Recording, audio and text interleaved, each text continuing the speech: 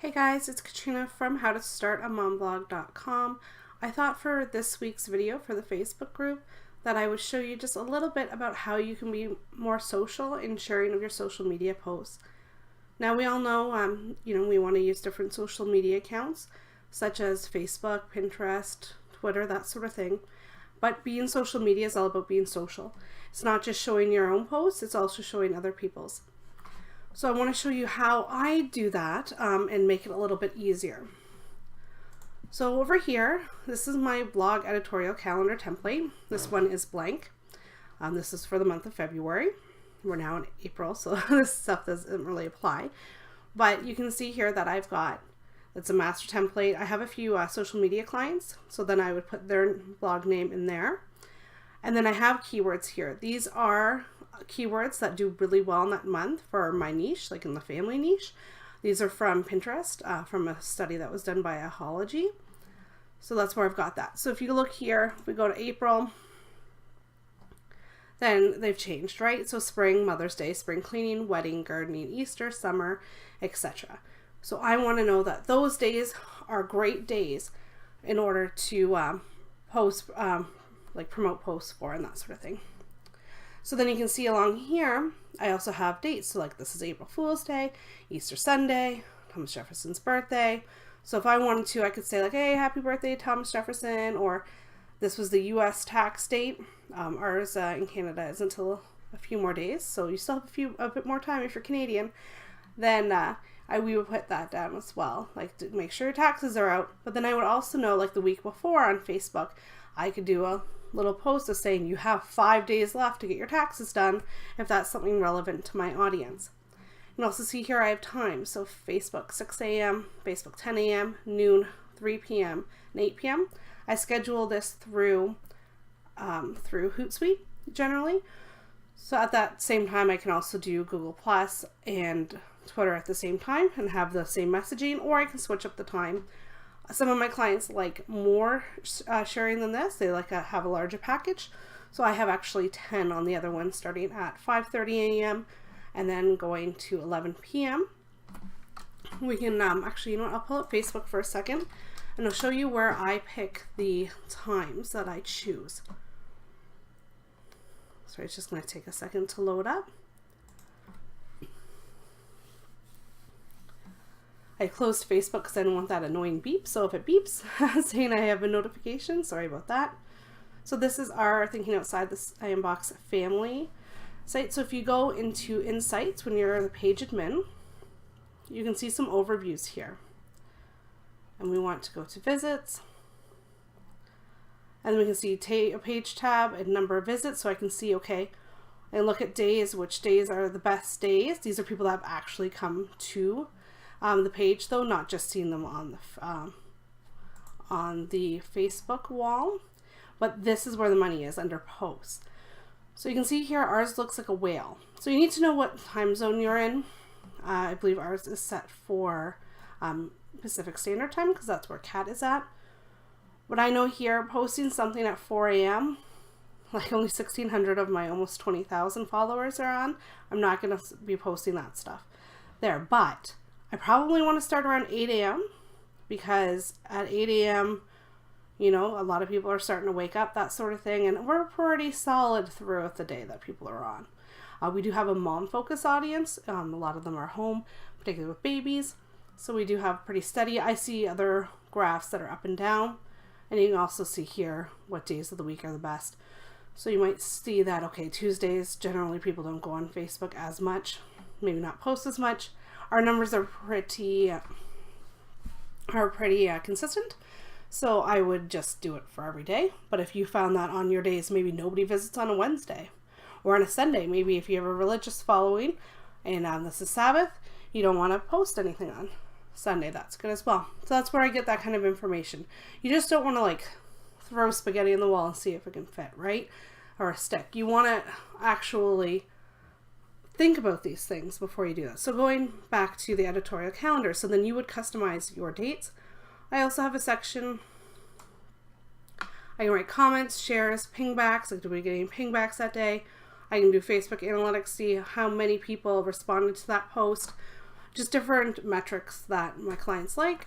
And same thing that I also am doing a blog. I like to know the title of what's completed, when it's been posted, so I know the frequency of what to post as well.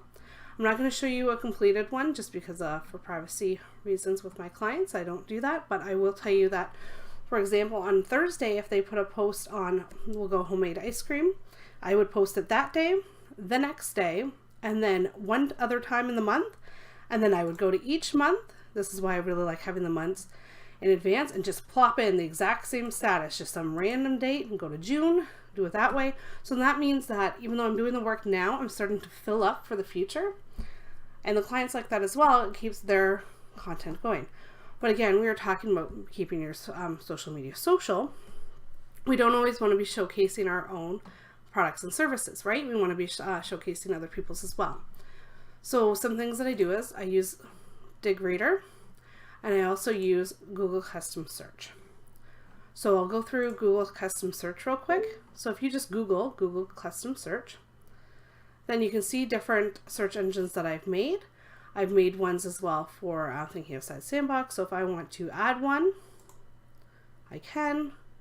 Name the search engine, test. Oh, I didn't add the, site to search on. So say I want it just to pull from my Tots Family site. I go create. You can put as many different sites you want it to search on. And then Google will make its own custom site engine. So there we go. Now we can put it on to our website, or we can view it right here on the web. So now if I'm looking for a post, let's say on, let's see, ice cream. See if we have anything on ice cream. Oh, no. Oh, I put it in the wrong area. Always happens, when someone's watching. Oh, no results. So then I would know, okay, you know what? The people that I put in there, ice cream is not going to do well. But maybe I want to put in parenting.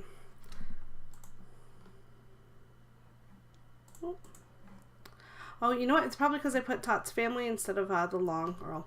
Anyways, that's how it works. It normally works out much better than that. I apologize. I did it wrong. It's just as easy as pie. Just make sure you put in the URL correctly, which I put in an error. I put in our redirect instead of the full one.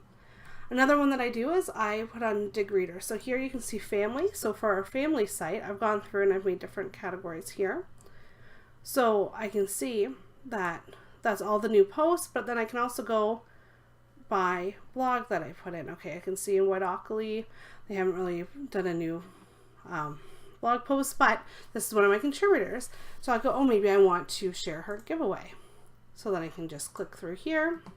I get right to the right to her blog post. I also like going the thumbs up here. It gives her a little bit of social juice as well. It's a good reminder for me that I've already shared that.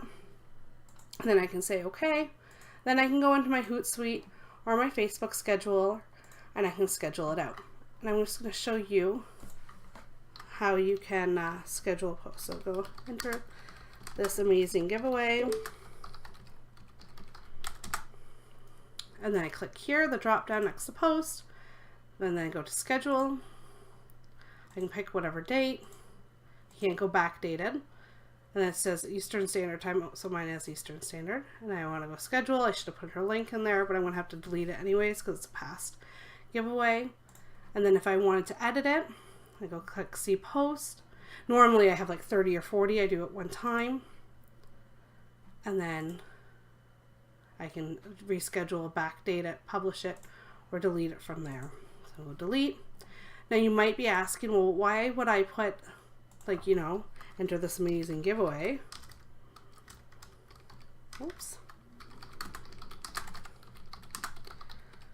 And then from here, because this is what I'm telling you to do, and then copy it from here and then put it in. Like, it's an extra step, but you can see something that is done in the future. Plus, if you're doing social scheduling for someone else, they can see what's going on as well, so you can communicate that way. But this is just a nice, easy template to kind of get you all focused and ready. And also, if you think, oh, wait a second, maybe your Flag Day is coming up in June, this is a great post, but it's only March, you can put it in there for the future. so that you know when it comes to June that you want to schedule. So there you go. So there's just some nice tips for you just to see how to make social media a little bit more social, make it a little bit easier for you. Tools I like to use, they're free. And there you go. Well, until next week, love to hear your comments and suggestions of what else you'd like me to do videos on in the How to Start a Mom Blog Facebook group, as well as if you have any questions about this video or any of the past videos or anything else, please just let me know. You guys have a great night.